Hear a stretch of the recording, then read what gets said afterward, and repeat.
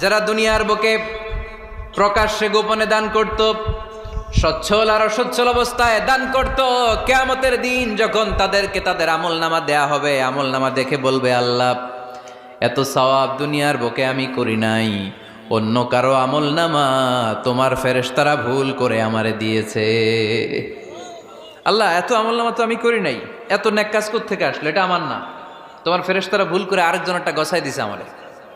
আল্লাহ বলবে, না, আমার ফেরেশতারা ভুল করে না। সুবহানাল্লাহ পড়েন।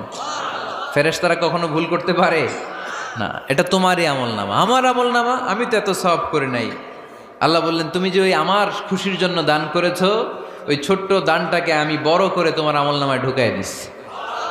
আরো আস্তে কোন সুবহানাল্লাহ।